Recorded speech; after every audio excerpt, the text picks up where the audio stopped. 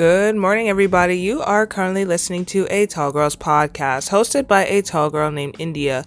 I hope everyone is having a fantastic day, week, month, year, whatever it may be so far.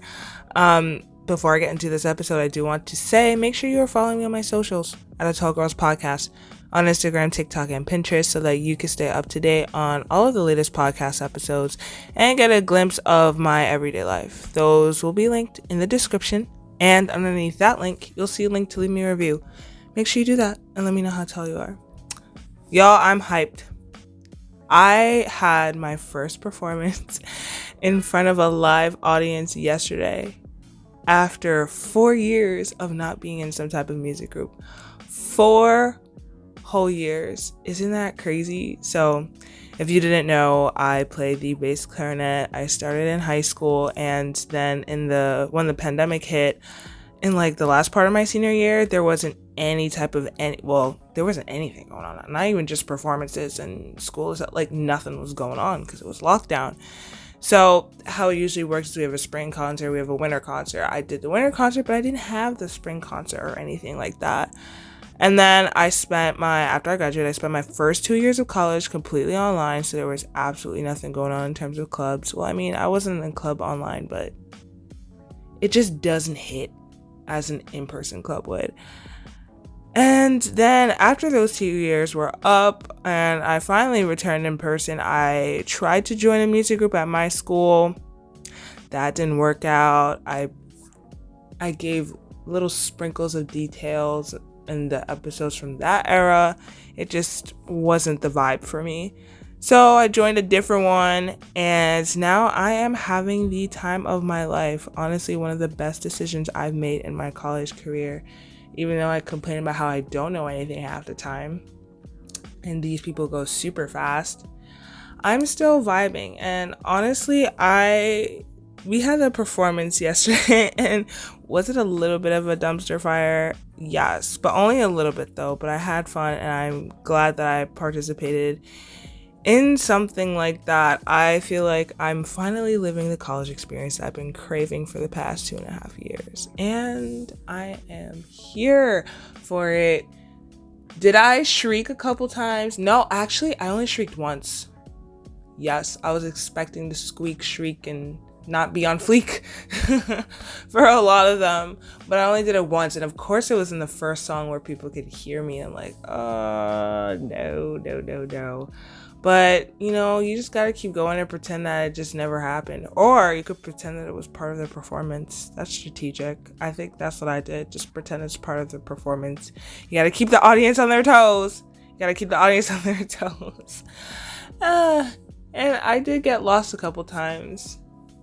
A lot of the parts that I had was with the singer, and the singer was like doing her own thing. And it's like, go ahead, pop off, sis, but like I don't know what we're doing, like I don't know where we're at. So, but nonetheless, I tried my best. It was the first performance back, and that's honestly a milestone. I'm not gonna get too mad about it. I did it, and I finessed, and I sat there and looked pretty too, of course. And then I got a comment, not like a comment on social media, but from one of my friends that joined, and he was like, yeah, you look so out of place. I'm like, I mean, to be fair, I'm a woodwind player. Everybody else plays the guitar, the drums, or the keyboard, and the viola, but he more so played the keyboard. And just having that one bass clarinet in the corner, yeah, obviously it's gonna look out of place, but you know what? I'm the trendsetter here. Maybe I can get a bunch of other people who play woodwind instruments or just wind instruments in general to join simply because of my presence. So you never know what may come from that, but I'm not mad. I'm here to look cool and play music, and that's exactly what I did yesterday. But nonetheless, I'm getting super off track, and I keep wanting to say that this performance last night was a great way to end the semester, but this semester is far from over. I mean, yes, we're in the month that the semester ends, but it's only the beginning, and this past week was just horrendous. Something due every day, but on average 2 things were due every day. And well, for most days, not necessarily every day, but it was a lot to get in. And I just still have tests and I still have projects that I need to turn in. I have to turn in one today. So we got to get on that after this episode. And oh my gosh, this one class in particular, honestly, this class is low-key the inspiration for this episode. I know I was complaining about how these classes are crazy, but yes, this one class was the inspiration for this episode. So so it's one of my business courses. I'm a business major, so it's one of my business courses. We were discussing like leadership behavior in the workplace, and it was discussing the differences in behavior between men and women, but they labeled it or titled it as masculine and feminine norms. Immediately already a red flag. Once you see, it was a T-chart. Are you serious? A T-chart and you titled masculine norms and feminine norms.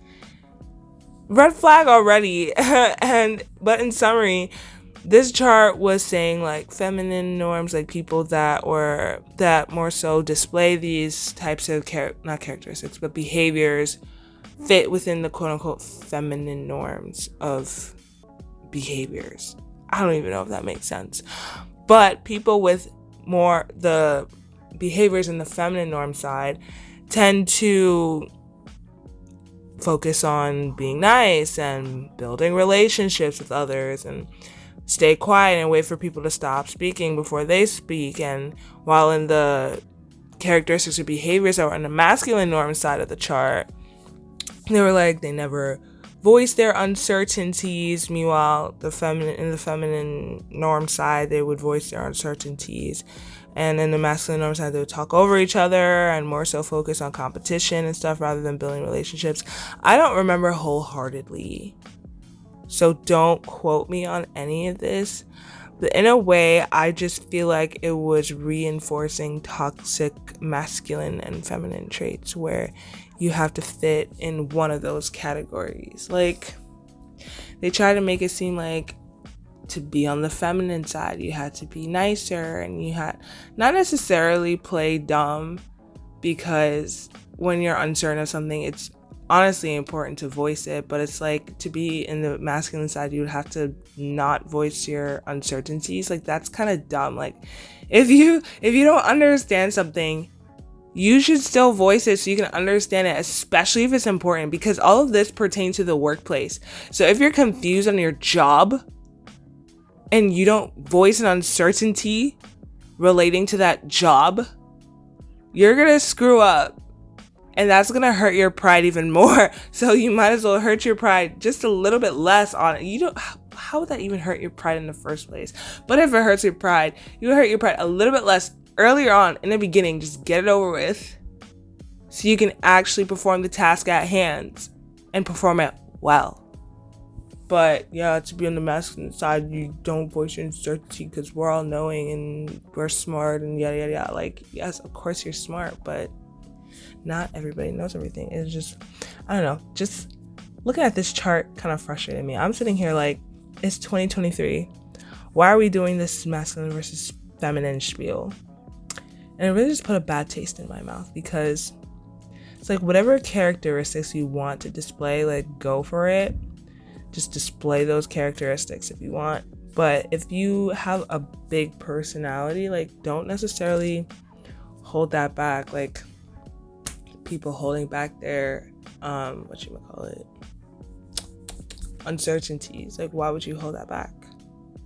And that goes with personalities in general, because I feel like on the feminine side, it was more so just like, yeah, just sit there and just like, don't be too much, is what I'm trying to say. The feminine side was giving that type of vibe to me. And because also she was discussing this a little bit later or whatever, because it was talking about gender and leadership positions, and the professor was going off about how, yeah, like, if a woman displayed masculine qualities or just displayed like this very strong vibe in their leadership position or whatever. I'm trying my best with these words. then she was more likely to be hated on. Whereas if a man displayed that, like, he would be respected. And I'm just sitting here like, what? Like, if you have a strong personality, if you have a big personality, if you just, like, don't hold that back because you're afraid of how others are going to perceive you. Men, women, non-binary, like, whatever it may be. And in that class, it just really had me thinking about when I was younger. Of course, I have to relate it to being tall. I know I'm going all over the place, but I'm telling you, we'll circle back to the actual points. I was thinking about when I was younger, and I used to be that tall girl who always was slouching because I didn't want to look too tall compared to my peers. And looking back, I just find it a little sad because I didn't need to make myself smaller for the sake of fitting in, or just not wanting people to perceive me as this big, intimidating person. Because I personally don't think I'm a big, intimidating person. Okay, maybe I may have like a RBF, arresting you-know-what face. But I don't think my height makes me intimidating anymore. And yes, this situation that I just gave was more so physical traits, but this can fall over into personality traits because I also felt like I had to hold back my big personality, because a big personality plus being tall, like, would that be too much? I'm already tall. I'm already towering over people. Now I have this loud and I don't want to say obnoxious because I don't think I have an obnoxious personality, but for lack of a better term right now, just loud and obnoxious personality on top of towering over people. Like, will people actually be scared of me? And it's like, that's not necessarily the case. But I tried to make myself smaller, both physically and personality wise. But so what if you're loud and expressive or have a loud laugh or weird hand gestures or whatever? If people can't handle your personality, then they're not meant to be around you, and vice versa. People will always have something to say about what you do or about how you look. And it's okay, because they at least let you know early on that they're not meant for you. Let me tell you, there was some random guy on this F train. Why did I say F train? F train. The F train used to be so good. The E train was giving off bad vibes, but of course this happened on the F train. But there was this guy on the F train, and he was just striking up a conversation with me. I was like, oh wow, like, maybe I can make a new friend, yada yada yada. So we were talking, and me being me, I'm an expressive person. I do a lot of hand gestures when I talk. I do a lot of facial expressions when I talk. I move my head a lot and my shoulders when I talk. I just do the whole shebang. And after a while, I think this was even before I got to know his name and he got to know my name, he called my hand gestures ghetto. A stranger. And immediately I should have been like, stranger danger after that point. But I was like, I don't want to awkwardly just get out of that situation, because at least, I got off at the next stop. But I was like, wow, like, you don't know me, I don't know you, and you're calling my hand gestures ghetto. I'm sorry if my hand gestures offend you, but I'm also not sorry, because who even are you? You know what I mean? And it's just like, a lot of the times we worry so much about what complete strangers think about us. And it's like, who even is this person in your life? Are they important? Do they pay your bills? That's something I've been asking myself a lot lately when it comes to me, like, feeling unconfident in certain places. Or if I don't know, like, let's say present a project in front of the class and I don't know who these people are. Or just, I don't know, going to a gathering and it's like, I don't know most of these people here. Like, what do I do? Do I just stand off in the corner and just, bop my head to the music? Or do I still pull up and just finesse on the dance floor? Like, do these people pay my bills? If they don't, who are you? I don't care. But also, let me stop, because my friends don't pay my bills. But, I've known them for a while, and obviously they have some type of importance into my life. So to some extent, I will still care about what they think and their opinion about me, because it is important to me. But also, like, just be yourself, and they will wholeheartedly accept you, whether now or in the long run. But most of the time we're worrying about what strangers think about us, and then we make ourselves smaller to fit into like the T-chart of whatever norms that are out there in these textbooks that they're teaching these students. For what? Yes, in the workplace you want to be respectful and stuff like that. Like, you don't want to be all crazy, all stupid. But you shouldn't let yourself confine yourself into these walls or whatever for the sake of being respected. Like, it's better to show that you have a strong personality. This could go for anything, not even just in the workplace. It's better to show that you have a strong personality or a big personality earlier and upfront, so they know what they're getting themselves into. No, don't be disrespectful. Don't be crazy. Don't be doing anything that just involves nonsense. But if you have that type of personality, like, just because of stranger, like, don't hold that back. Listen, let me tell you something. People have such bland and empty personalities that when you gather in one room, all of them, not even just you and a couple, like, when everybody that you're worried, like, what they're thinking about you, when all of y'all gather in one room, the room is basically empty. It's almost as if people aren't in there. Why? Because they have nothing to them. They're like unseasoned chicken. They're unseasoned chicken. Would you eat unseasoned chicken? Let me tell you, last night I ate some unseasoned chicken. It was not the vibe. I threw it out. And it was dry too. That's how a lot of these people are. Dry, unseasoned chicken. So when you gather into a room with these dry, unseasoned chickens, it's boring. It's bland. Nothing is there. There's no vibe because they don't have a vibe to give. You know what I mean? So if you have the capability to just fill up the room with your awesome personality, because your vibe is contagious. Your vibe is so contagious. So when you have these people just being bland, like, it spreads. And you don't want it to spread to you. You gotta deflect at all costs here. So if you have a vibey vibe, I am sure that you have a vibey vibe, honestly. But if you have the capability to fill up your room with a big personality and just do it. You just compensate for everyone else who is severely lacking. You deserve to fill up the room. You deserve to take up space, to be tall, to be loud and proud.